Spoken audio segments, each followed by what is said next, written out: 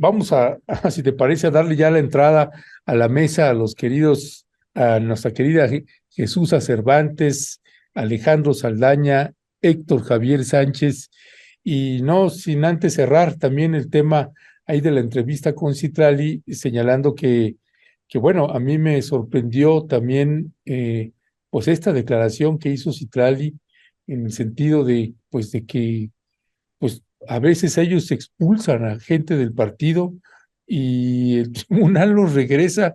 Es increíble esto que sucede. Ya estoy viendo por ahí a Alejandro, a Héctor Javier, a Jesús, a Cervantes. Muy buenos días, Jesús, a Héctor, Alejandro. ¿Qué tal? Muy Hola, ¿qué buenos tal? días, ¿cómo están? Buenos días, Hola Buenos Alejandro, Javier. un días. gusto verte. Gracias, gracias. Un gusto verles. Jechucha, ¿cómo estás? Muy bien, gracias, Ernesto. Hola, Alejandro, ¿cómo estás? Ya Órale, estoy, ahí la llevo, ya me cambié el look, mira. Muy órale, bonitos. ¡Wow!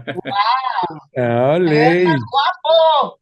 Eso, papacito. Te queda mejor ese look, Alejandro. ¿eh? Te queda mejor ese look. Pues es que no me quedó de otra, me dieron otro trancazo de quimioterapia y pues ya de una vez ni me lo rapé de una vez. No, Más sí, Así es. intelectual, hombre. sí, tienes ahora ya mucho mejor semblante, mi querido Alejandro. Un gusto que estés acá con nosotras y nosotros nuevamente. Y bueno, pues si les parece, vamos. Días, perdón, tuve que salir un momentito, pero buenos días, Jesús, Alejandro y Héctor. Perdón por llegar tarde. Hola, Buenos Migueleta. días. Buenos días. Pues pues nuestra querida Jechucha nos puso un kit ahí todo enredado de propuestas, de ejes temáticos, que dijimos, pues vamos armando este rompecabezas, y nos decía Jesús Cervantes, bueno, el proceso, dice Adán Augusto, Ricardo Monreal y Gerardo Fernández Noroña al equipo de Claudia Sheinbaum. Así que, bueno, hacer las lecturas, interpretaciones de por qué Claudia Sheinbaum se jala, pues a muchos puede no sorprenderles que se haya jalado a Adán Augusto, pero que se haya jalado a Ricardo Monreal, pues qué mejor que preguntarle a Jesús a Cervantes, la gran amiga de Ricardo. Así que, Conocida escucha, a su comadre. cuéntanos. Sí. Bueno, sí, sí, me gusta como político porque tiene muy buen discurso en la Cámara y se puso, en su lugar a varios en la Cámara de Diputados y justamente defendiendo a Andrés Manuel López Obrador. Pero bueno, eh, a ver, el hecho de que esté ahí Ricardo Monreal me parece una muy buena idea que se haya bajado de sus aspiraciones a la jefatura de gobierno de la Ciudad de México, también me parece muy bien y que reconozca que apenas obtuvo un 6% de la simpatía en las encuestas. Pero lo mejor es que se haya incorporado. ¿Por qué? Pues porque Claudia Sheinbaum ha estado logrando finalmente bajarle la presión a lo que pudo haber sido un verdadero estallamiento si tuviéramos juntos, ¿no? Ahora a Ebrard y a Ricardo Monreal. Finalmente deja a Ebrard solo en su demanda de reponer el proceso y desde un inicio, pues Ricardo Monreal se alineó, lo cual me parece bien porque demostró también disciplina. Ahora, ¿quién es Ricardo Monreal? Recordemos que él estuvo en la Secretaría de Acción Política del PRI. O sea, él sabe cómo armar elecciones. Él estuvo en los recorridos con Andrés Manuel López Obrador en la pasada elección y entonces también conoce cómo se mueve el partido Morena en un proceso electoral federal de la envergadura de la presidencia de la República. Por eso me parece que están confluyendo dos puntos, ¿no? La experiencia de él y el haber logrado por parte de la Sheinbaum que se llegue a la unidad. Y en el caso de Noroña, me encantó. Me encantó que Noroña sea el vocero porque le va a dar, creo que le va a meter saborcito, pimienta, a todo el proceso electoral y me encantaría ver quiénes serían los voceros. Yo recuerdo mucho que algunos medios de comunicación hacían estas mesas con los voceros, ¿no? Y la verdad es que no eran muy atractivas, ¿no? Pero con Fernández Noroña creo que se va a poner bueno el asunto, además de que es un personaje muy culto, tiene un buen manejo de la tribuna y eso es lo que va a tener que empezar a hacer. También lo dejaron como organización, ¿no? O sea, la relación con las organizaciones civiles y finalmente esto fue lo que se le pudo dar ahora como para llegar a un tercer lugar. Y bueno, pues de Dan Augusto no sé en qué pueda ayudar, ¿no? Pero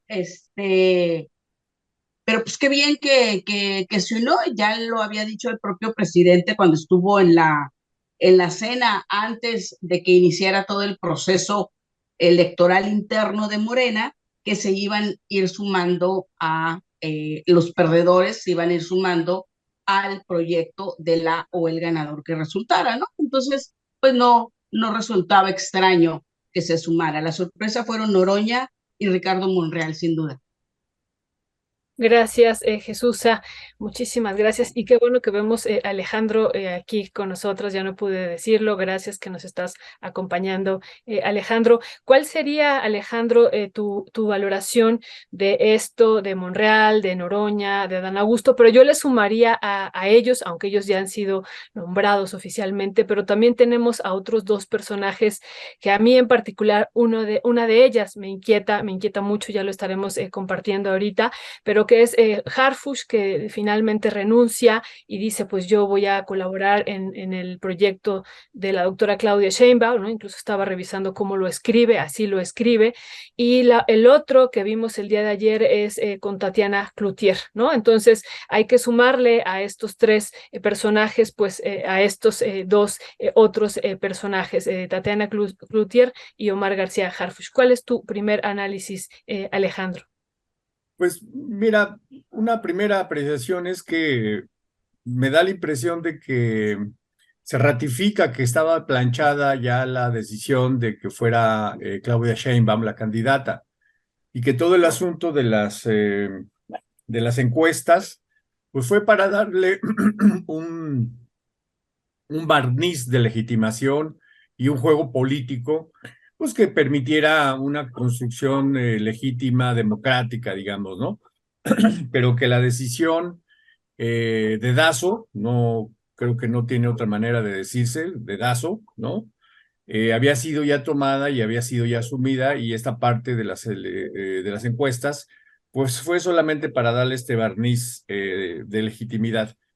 Por eso mismo la incorporación de estos personajes de Monreal, de Fernández Noroña, que todo el mundo le decimos Noroña, pero acuérdenos que es Gerardo Fernández Noroña, y de Adán Augusto López, pues me parece que estaba ya planchado también, ¿no? O sea, no sé qué tan difícil, qué tantas aristas se hayan tenido que limar, se hayan tenido que planchar para que se incorporaran. Me da la impresión de que no muchas, me da la impresión de que no fue una aceptación que haya implicado una negociación muy complicada, muy difícil, etcétera, porque a final de cuentas, pues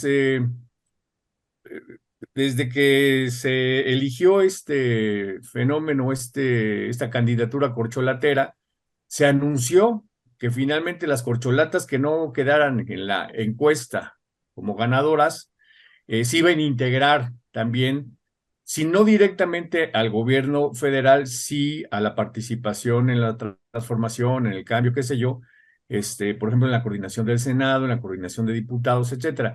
Entonces, yo creo que la incorporación ahora en este proceso de construcción, digamos, del andamiaje de la 4T, tiene como objetivo, pues, apuntar hacia la integración en el gabinete, ya sea en el Senado de la República, ya sea en la Cámara de Diputados o ya sea en alguna de las secretarías. Es decir, la integración de un gabinete de corcholatas, ¿no?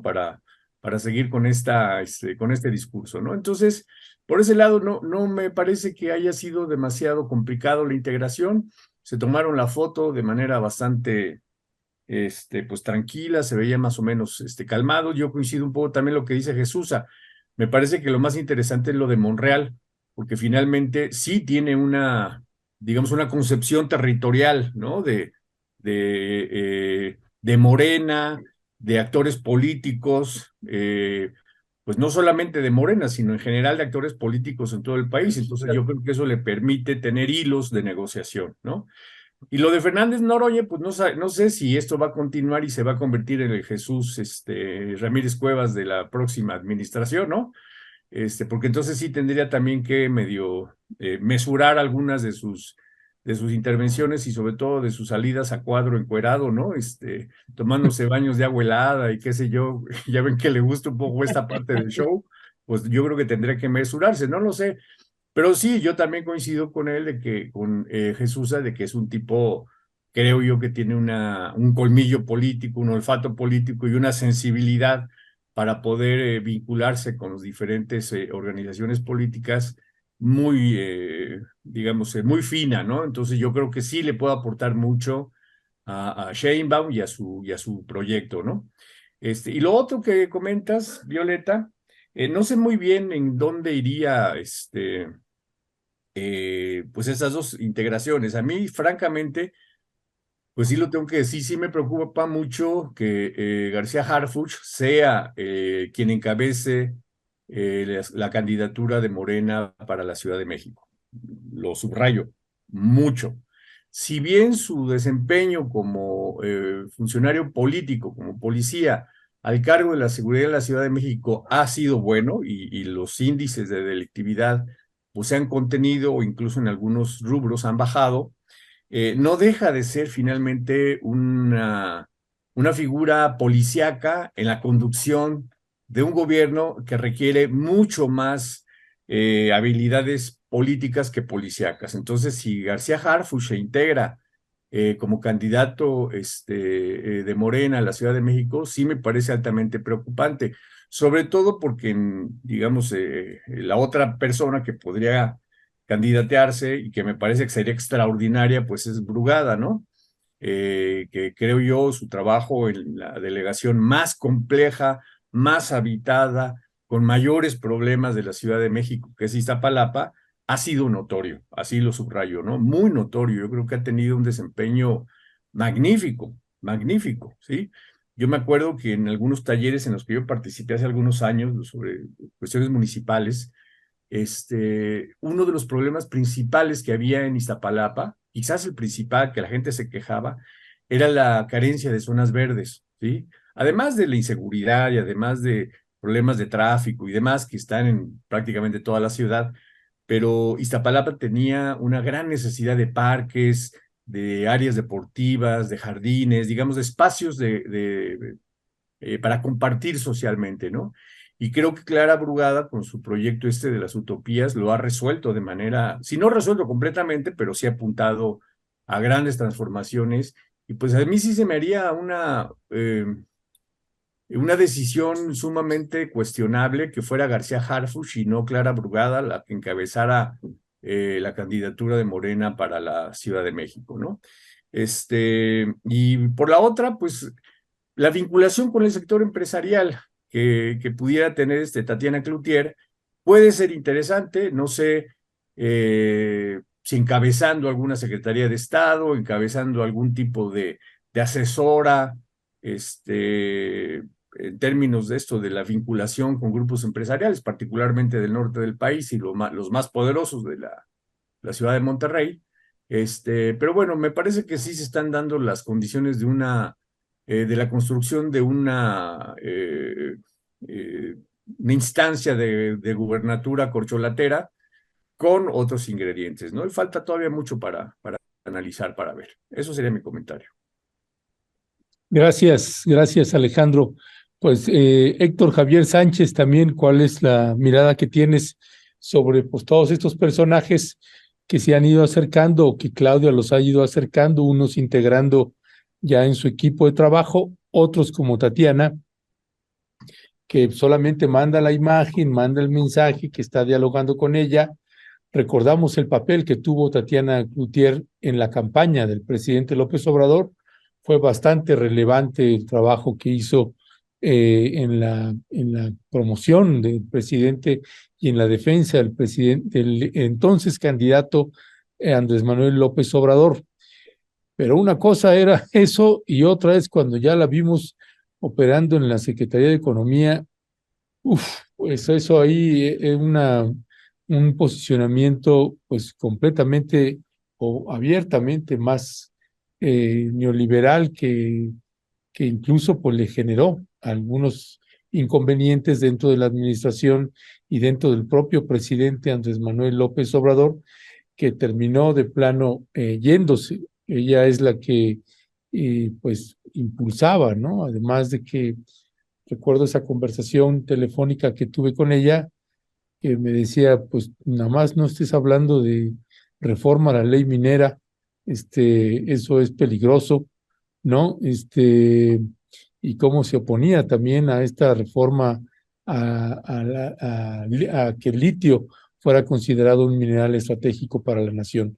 En fin, hay luces y sombras en todos estos personajes y se entiende que hay una operación política y una operación quirúrgica de Claudia Sheinbaum. ¿Cuál es tu mirada frente a este tipo de decisiones que está tomando? Sí, gracias Ernesto y gracias a Alejandro y a Jesús por sus comentarios también. Yo no sé, bueno, con Alejandro coincido plenamente, excepto en la que dice que fue algo planchado, ¿no?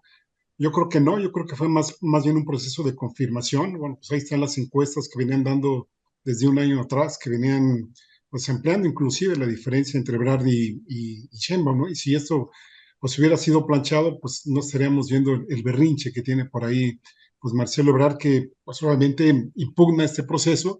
A mí me parece que no, digamos, con los argumentos necesarios para repetir, pero sí, obviamente qué bueno que dejen claro que hay algunos malos procedimientos que vieron ahí y que estos no se vuelvan a repetir si es que efectivamente se quiere marcar un cambio de esta administración con las anteriores, ¿no? En el caso de Monreal, pues más vale tener cerca a los enemigos que tenerlos lejanos, ¿no? Y yo creo que habría que ver cómo están las cosas. Pues sí, ¿no? Porque primero, ya lo mencioné, Jesús estaba muy cercano con Ebrard. Recordemos que él es el que le cede la encuestadora para que quede una de Ebrard. Monreal estuvo pues gran parte de ese sexenio enfrentado con AMLO. Inclusive habría que recordar aquella canción que cantaba en diciembre, ¿no? En diciembre me gustó para que te vayas, ¿no? Donde pues prácticamente anunciaba su salida de Morena y por supuesto el apoyo que le dio a Sandra Cuevas para ganar pues la joya de la corona de la Ciudad de México. Entonces pues sí, efectivamente, si hay alguien que sabe de elecciones es él, pero también por otro lado venía siendo una figura muy disminuida, ¿no? Tanto fuera como desde dentro, ¿no? Fuera, recordemos, pues que no le abrieron las puertas para una posible candidatura para él, y desde dentro, bueno, pues incluso había colegas de él mismo que ya lo evitaban, le quitaron la coordinación, en fin, andaba muy a la deriva Monreal. Ojalá pues ahora no haya resentimientos de su parte, porque bueno, pues sí puede ser, por un lado, peligroso tener a alguien que esté operando en tu contra dentro del mismo equipo. Ojalá no sea la posición de Monreal y efectivamente le sume al proyecto de Claudia Sheinbaum. En caso de Dan Augusto, yo lo veo más en la zona del sureste de México, ¿no? Lo que es Chiapas, Tabasco, estos estados, en donde me parece que tiene mayor presencia, y ahí lo que podríamos estar al pendiente a ver qué sucede es con Manuel Velasco, porque Manuel Velasco también tiene fuerte presencia aquí en el sur, y probablemente a Dan Augusto le competiría mucho en términos de operación política a Manuel Velasco, y obviamente pues esto haría descender, digamos, la dependencia o la codependencia que pudiera haber entre Morena y el Partido Verde, ¿no? Por lo pronto, hasta ahora, Manuel Velasco pues no se ha tomado la foto con Claudia Sheinbaum. Ayer salió una nota diciendo que, pues, aunque hasta ahora no lo habían llamado, él iba a sumar a esta parte, ¿no? En el caso de Noroña, pues ha sido un personaje muy singular. A mí me parece que es muy buena pues, decisión tenerlo, sumarlo desde ya, porque recordemos que ha sido una persona muy discriminada, ¿no? Muy sujeta a burla, le han hecho mucho bullying, ¿no? O cualquiera de los términos que se hagan así, y se le ve básicamente como un personaje popular. Y recordemos que cuando él ha viajado, se ha llevado algunos sitios fifís, entre comillas, pues ha dicho, bueno, pues que no tengo derecho a este tipo de situaciones. Entonces creo que él se puede acercar más, aún más todavía, pues ahora sí que a la población mexicana. También coincido con Alejandro en lo de Harfuch, a mí sí me preocupa, yo creo que no se ha desenredado bien cuál fue su papel allá en Ayotzinapa, y me parece que mientras este capítulo pues no se esclarezca del todo, ahí va a haber la sombra, y también estoy de acuerdo en que Clara Brugada ha hecho un magnífico trabajo, ¿no? Y Tatiana Cloutier, pues sí, me parece que a lo mejor puede ser una mancuerna como la tuvo en su momento con Romo, básicamente en la cuestión que tiene que ver con el acercamiento pues, de los grupos empresariales. Y nos ha faltado mencionar Ebrard, ¿no? ¿Qué ha pasado con Ebrard? Que de unos días recién empezó a impugnar, se fueron duro contra él, pero muy, muy duro, y en las últimas fechas, pues me parece que han sido ya muy pues suaves, ¿no? Muy, muy matizadas las críticas que se le han podido hacer a él, y obviamente pues se le está haciendo la invitación, la mano extendida para que se sume, y pues habría que ver en los dos escenarios si efectivamente Marcelo Ebrard termina con el movimiento, digamos, siendo candidato del Movimiento Ciudadano, lo cual desde mi perspectiva pues a lo mejor podría más perjudicar a la señora XG que al proyecto de Morena.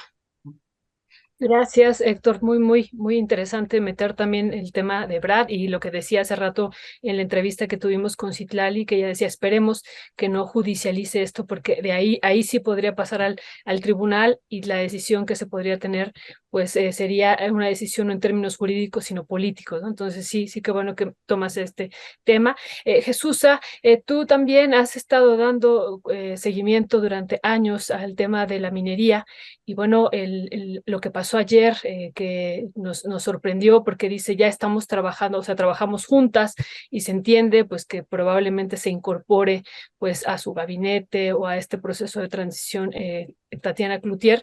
Y bueno, pues aquí dimos cuenta y en su momento presentamos que pese a que había una política del gobierno federal de no entregar concesiones mineras a los empresarios, bueno, la Secretaría de Economía pues tenía la posición contraria, ¿no? De reactivar las concesiones mineras, como lo están viendo ahí en pantalla, y esa situación se vivió, estas declaraciones las vivimos en varios foros, pero uno de ellos fue en la Convención Internacional de Minería, y también el posicionamiento que, como ya lo decía Ernesto, tuvo al principio en torno a esta, pues, que el litio fuera declarado como patrimonio de la nación. ¿Cuál sería tu valoración sobre esto, Jesusa? E insisto, porque tú has estado dando seguimiento también al tema minero y nos parece importante tu opinión.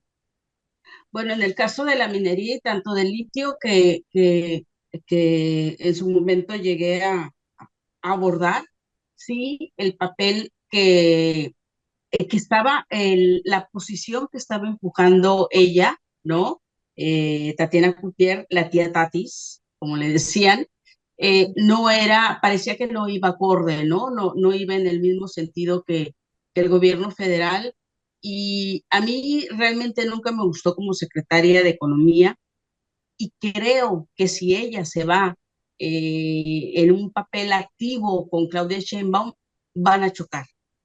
Van a chocar porque las dos son mujeres de carácter muy fuerte, ¿no?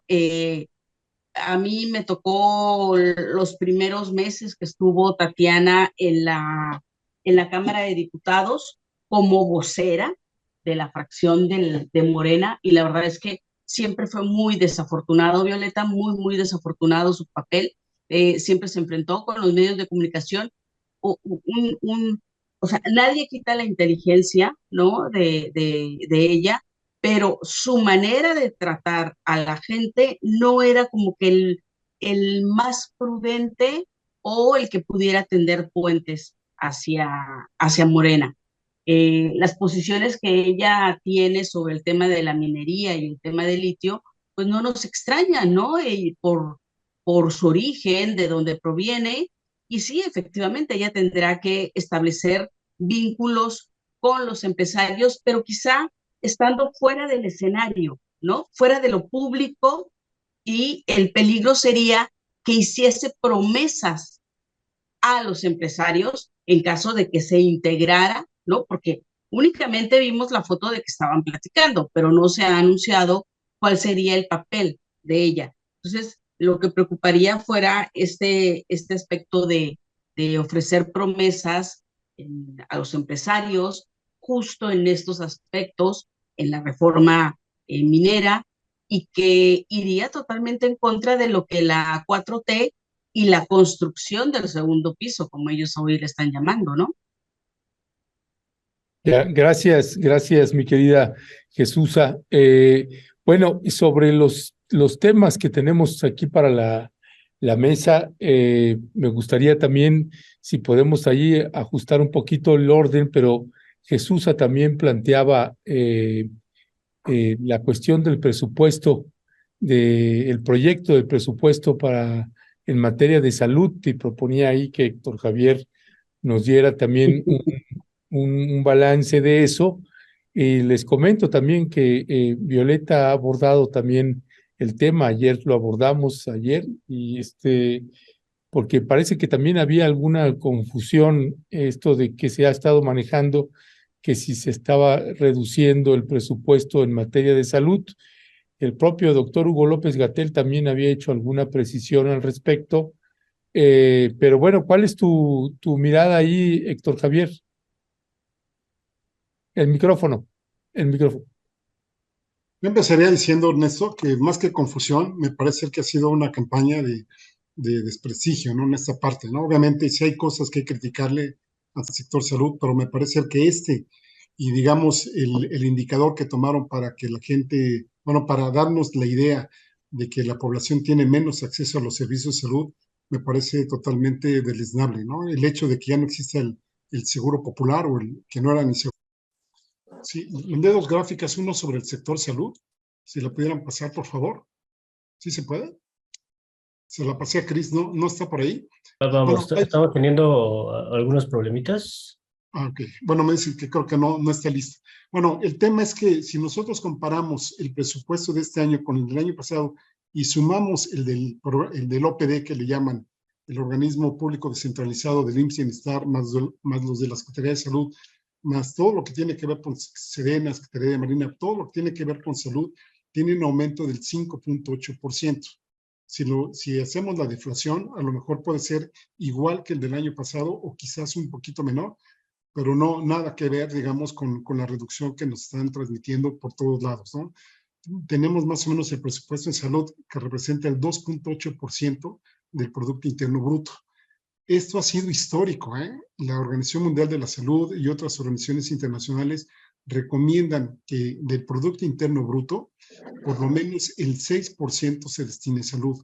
Nosotros andamos, insisto, 2.87% para el año que viene. Pero eso no es nuevo. En los anteriores gobiernos hemos estado en 2.5%. Entonces, de verdad, a veces me indigna mucho que ahora Julio Frenk y compañía pues se rasguen las vestiduras diciendo que estamos muy mal, etcétera, etcétera, cuando ellos lo tuvieran. Más o menos para que lo ubiquemos así más fácilmente digerir, 1 de cada 10 pesos que va a gastar el gobierno federal va a ser en salud. Recordemos que tenemos un presupuesto que se está solicitando al Congreso de 9.06 billones de pesos con un endeudamiento de 1.9 billones. Pero de estas cantidades, dos cuestiones se me hacen muy, muy importantes, ¿no? Uno, el gasto en pensiones, que representa 22%, es decir, de cada 100 pesos que se van a gastar, 22 van a ser para pensiones y el pago de la deuda, que por supuesto hay que sumar ahí el FOBAPROA, que sigue gastando muchísimo dinero el gobierno en esto. Entonces, obviamente, pues eso implica recortes en otras cosas y también lo que tiene que ver, pues es un año electoral, es un año en donde el presidente ha dicho que va o que quiere terminar las obras que el Tren Maya, la misma refinería, el canal transísmico, el aeropuerto de Felipe Ángeles, etcétera. Y pues por supuesto, él está metiendo mucho dinero. El otro día oía alguna entrevista con el subsecretario de Hacienda, donde mencionaba que va a haber endeudamiento efectivamente un poquito mayor el otro año, pero que no va a ser ya continuo, simple y sencillamente va a ser para terminar estas obras.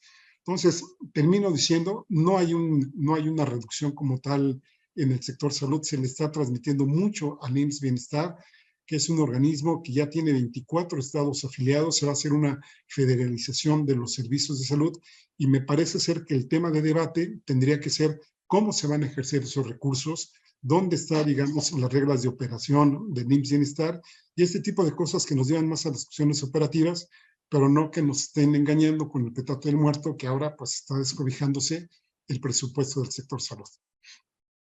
A ver, Muchas perdón, Violeta. Nada más A ver, comentar, Héctor. fue la luz en el foro, eso hay que comentarlo, y que estamos transmitiendo de manera directa vía Zoom. Ahorita se desconectó, estamos transmitiendo de otra manera, y entonces, bueno, hasta que regrese la luz se podrá incorporar tanto Leonardo como Ernesto. Adelante, Jesús. Ok, gracias, Violeta. A ver, Héctor, yo quiero tratar de entender porque de repente en el manejo del presupuesto sí es muy complicado, pero sí muy sencillito para que la gente pudiera entender, y si es que yo le capté, a ver, porque a lo mejor yo estoy equivocada, es todo el gran presupuesto que se ejercía y que hoy se está diciendo que va a haber una reducción de 122,000 millones de pesos en el sector salud. No es así, sino que del área de la Secretaría de Salud se está, por decir, juntando o uniendo el presupuesto en IMSS Bienestar. Sí, así es. Es Así eso. ¿Sí? Sí, de hecho, Jesús, perdón, Alejandro, si tú sumas el presupuesto que le dan el IMSS Bienestar más el de la Secretaría de Salud, sin contar lo del ISSSTE, sin contar SEDENA, Secretaría de Marina, es un aumento más o menos de 15,997 millones de pesos de este año con respecto al anterior. Ok. Nada más, le toca a Alejandro, y si quiere completar algo, Jesús. Sí. Estuvimos presentando unas tablas durante el martes y el miércoles, tablas y gráficas analizando el presupuesto, y vimos, Héctor y Jesús y Alejandro, vimos cómo lo que tú decías es correcto, y gracias que nos lo comentas, y además desde tu visión como doctor, Héctor, esta parte de la reducción del presupuesto a la Secretaría de Salud, que pasó de 209,000 millones de pesos a 96,000 millones de pesos. O sea, hay una reducción en términos ya reales de más del 50%, pero lo que no se menciona es esta otra parte, que ya les acabo de mandar los cuadros, no los vamos a poder presentar ahorita con la audiencia, es lo que ocurrió también en el ramo 47. En este ramo 47, que nos parece también importante, que están las entidades no sectorizadas, hay un incremento del 700% ya en términos reales. Y cuando una revisa qué hay ahí, bueno, ese recurso que se disminuye de la Secretaría de Salud pasa a este ramo de entidades no sectorizadas, y ahí está parte de este presupuesto destinado también a la Secretaría de Salud. Y en particular, Héctor, a lo mejor tú también nos podrás comentar algo al respecto de este programa que se llama Atención a la Salud y Medicamentos Gratuitos para la Población sin Seguridad Social Laboral, que vimos que también tuvo un incremento importante, ¿no? De un incremento de 81,000, casi a 86,000 millones de pesos, que nos parece también importante, y otros incrementos que hubo en particular ya en este ramo 47. Nada más por si tú quisieras comentar algo al respecto, Héctor. Sí, antes que Alejandro, o me espera que Alejandro Adelante, participe. Alejandro. Sí, un comentario. Bueno, en efecto, ya lo sintetizó de manera muy clara Héctor, ¿no? No es que se haya disminuido el presupuesto destinado a salud, se disminuyó, sí, de la Secretaría de Salud, y se transfirió a el proyecto, digamos, de IMSS Bienestar, ¿no? Eso es lo que ya Héctor dio los datos, y eso es lo primero que hay que tener como muy claro, ¿no? Ahora, lo segundo que me parece es que no es un problema solamente de recursos. Por supuesto que lo es, por supuesto que se requiere mucho dinero, pero no es solamente un problema de dinero, es un problema también del diseño institucional de todo el sistema de salud en el país. No hablemos solamente de un estado o de alguna ciudad ni nada, ¿no? Sino es en el diseño institucional de la estructura de salud en el país, en donde intervienen un montón de elementos, entre otros los sindicatos locales y los tantos sindicatos que hay en los diferentes sectores de salud, tanto en los estados como a nivel federal, propio sindicato o sindicatos del Seguro Social, del ISSSTE, etcétera. Es decir, ahí hay un problema de diseño institucional muy difícil de resolver, que está mucho más allá de solamente canalizar los recursos suficientes para tener un sistema de salud como el de Dinamarca. Por cierto, esta analogía me parece de lo más, de lo más triste y de lo más lamentable, ¿no? Porque para tener un sistema de salud como el de Dinamarca, pues tendríamos que tener más o menos una población como la de Dinamarca, y creo que eso pues está francamente muy lejos, ¿no? Entonces, no solamente es un asunto de dinero, sino de diseño institucional, ¿sí? Y al respecto hay muchísimos problemas. Yo les puedo decir, aquí en el estado de Veracruz, por ejemplo, uno de pronto ve el sistema de salud en algunos hospitales, por ejemplo, de las ciudades, ¿no? De Jalapa, etcétera, y uno se sorprende de la calidad de las instituciones, del servicio, de la limpieza, de los recursos, y uno dice, oye, qué bien, pero se va unos cuantos municipios más adentro de la entidad y pues no hay nada de esto, o sea, realmente las carencias son muchísimas, ¿no? Pero es un problema del estado de Veracruz. Entonces, ¿esto quién lo va a cubrir? ¿La Secretaría de Salud del Estado o lo va a cubrir IMSS Bienestar? Esto es a lo que yo me refiero con problemas de diseño institucional. Todo esto se tiene que definir. La otra, por ejemplo, el día de ayer, temas de salud me significan mucho, ¿verdad? Hablaba yo por teléfono con un amigo, por cierto, colega tuyo ahí de la UAM, Violeta, y me estaba comentando, dice, pues me iba yo a hacer unos estudios en el ISSSTE, ¿no? Que es otro de los sectores o otro de los sistemas de salud, todo lo que tiene que ver con los trabajadores del Estado, de la Federación. Y me dice, el estudio que me iba a hacer, me lo hacían dentro de 4 meses, ¿sí? 4 meses cuando hay una situación de vulnerabilidad por salud es muchísimo tiempo. Dice, voy a una institución privada y el estudio me cuesta 17,000 pesos. Pues tampoco es un gasto que toda la gente pueda encarar, ¿no? 17,000 pesos. Dice, y finalmente fui a Salud Digna y me lo hicieron por 3,000 pesos. No se tardaron ni 4 meses, ni gasté 17,000 pesos. Entonces, este tipo de ejemplos, como particularmente el de Salud Digna, que creo que es de Slim, ¿no? O, no sé No, de quién es. no, No sé de quién es. es de Jesús Calderón Vizcarra, el que fue asociado con el Mayo Zambada, ex candidato por el PRI al gobierno de Sinaloa.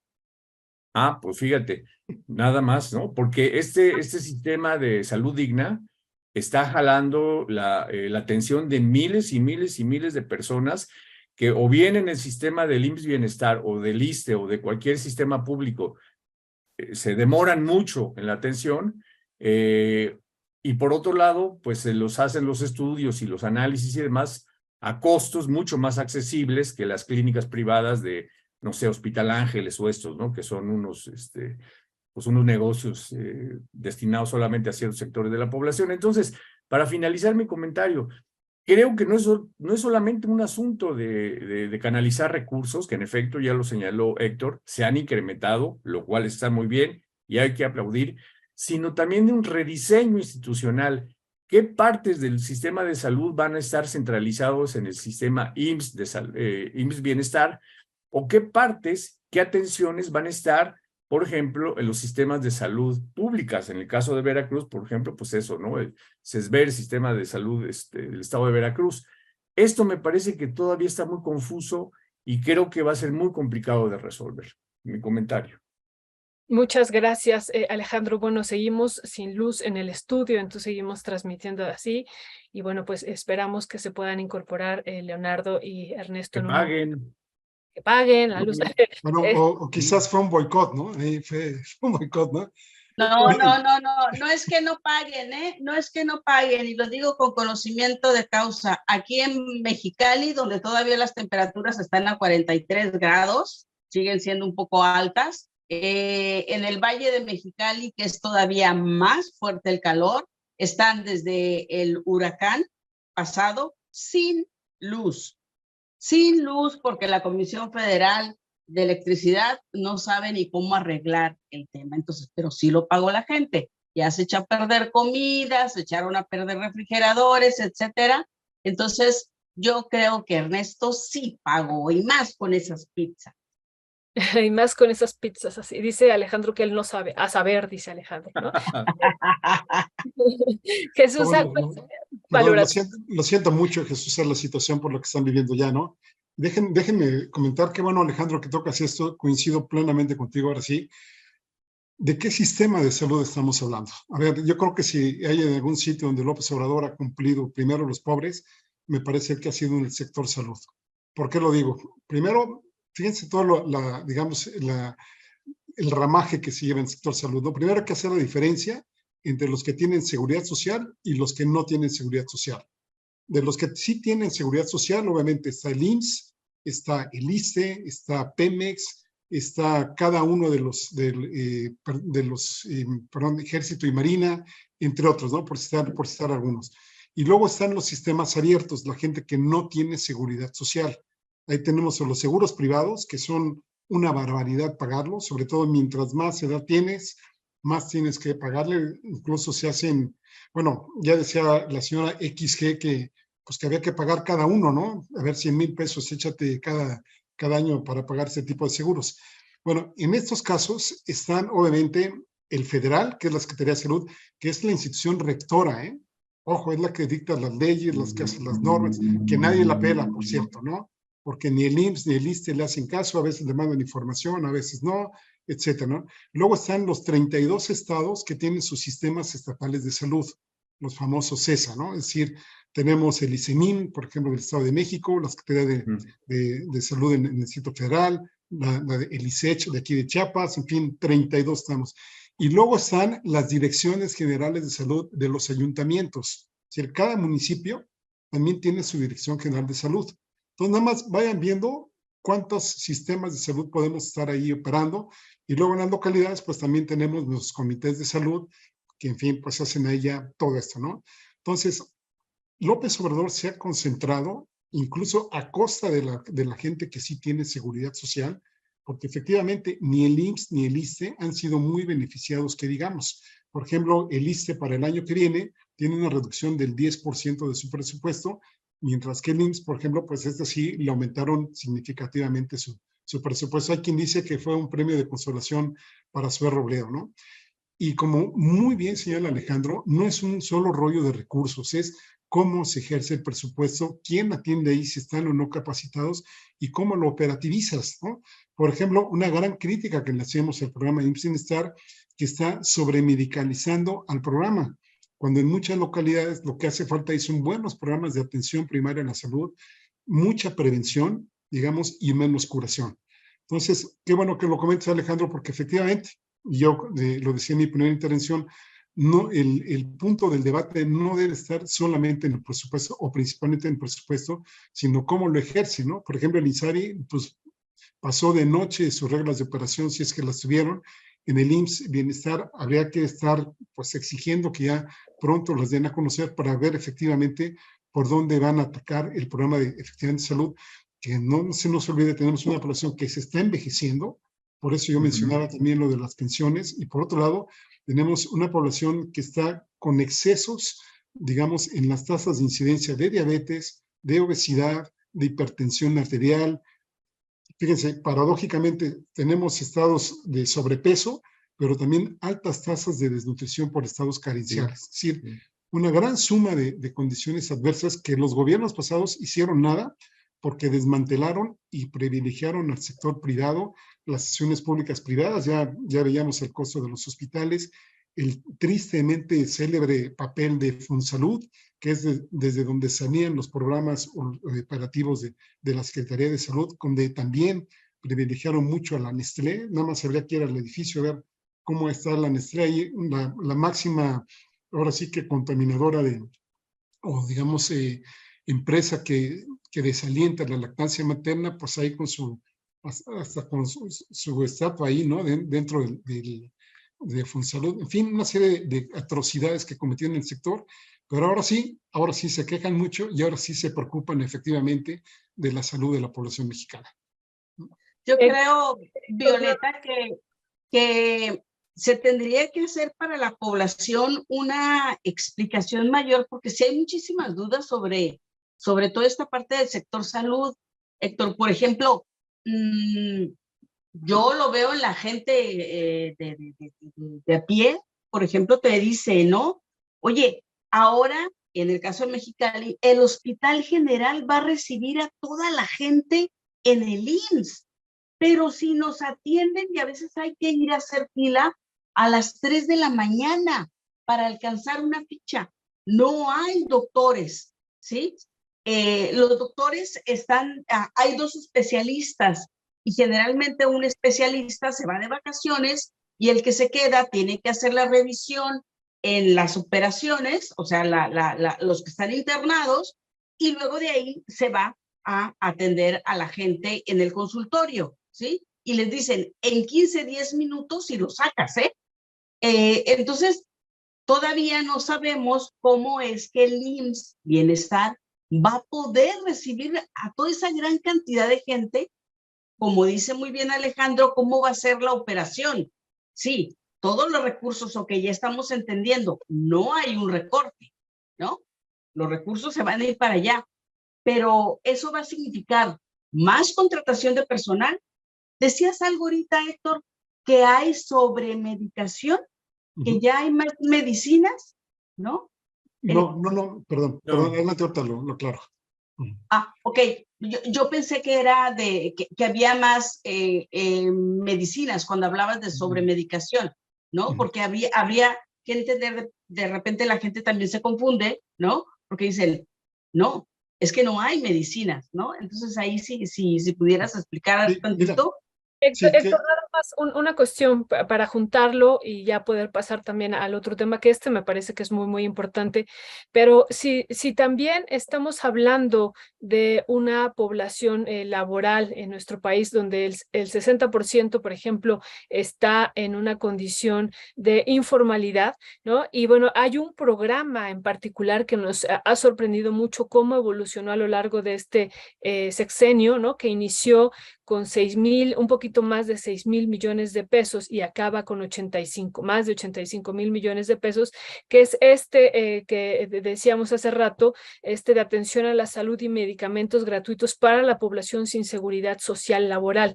Y ese nos parece, pues, que creció muchísimo, así, en verdad creció de una manera impresionante y está catalogado dentro de estos programas que van directamente a algunos beneficiarios, incluso dentro de esto de pobreza y pobreza extrema.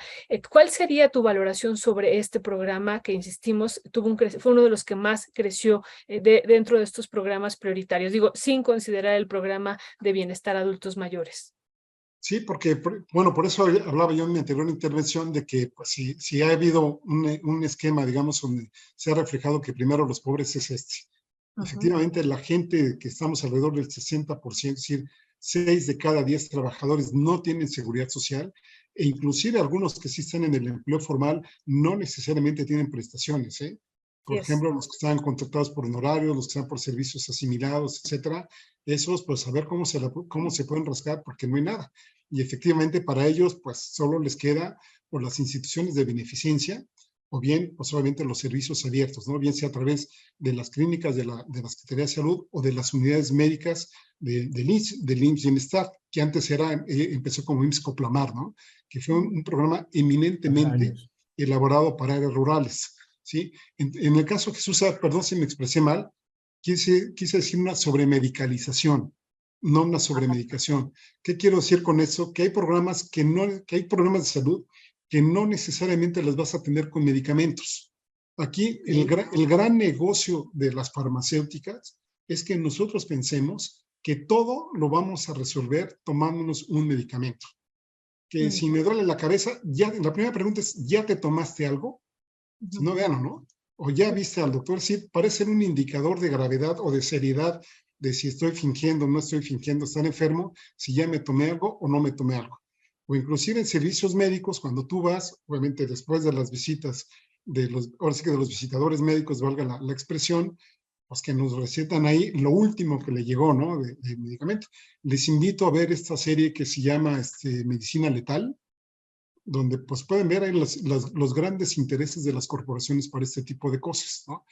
A eso me refería yo con la sobremedicación. Por eso yo hablaba de la atención primaria a la salud, Por supuesto que en el IMSS y Bienestar van a tener que contratar muchos médicos. Bueno, ya lo están haciendo, ¿no? Ahí están las grandes críticas para la contratación de los médicos cubanos de otros países que están viniendo aquí, porque además, y ahí vuelvo a lo que decía Alejandro, pues cómo nos forman en las, ahora sí que en las facultades de medicina, en las escuelas de medicina, nos enseñan en un nivel hospitalario, ¿no? El médico que no se va a un hospital, que no se va a atender a Los Ángeles, a Lumana, que no tiene una especialidad acá, es un fracasado, ¿eh? Se le ve así como, pues, uy, sí, tú eres, fíjense, por ejemplo, los de salud pública, de ayer en el Instituto Nacional de Salud Pública, les decían los mazapanes, no sé si les sigas diciendo, ¿no?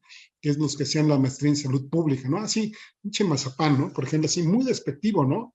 Uy, médico general, uy, pues ya no sirves, ¿no? Como médico general, es decir, hay una tendencia a la sobreespecialización también, como también supuesto indicador de éxito, ¿no? Yo alguna vez tuve una fractura en un brazo, fui a Magdalena de las Salinas, cuando todavía vivía ahí en el DF, y bueno, no estaba el especialista que veía los dedos de la mano izquierda, por ejemplo, ¿no?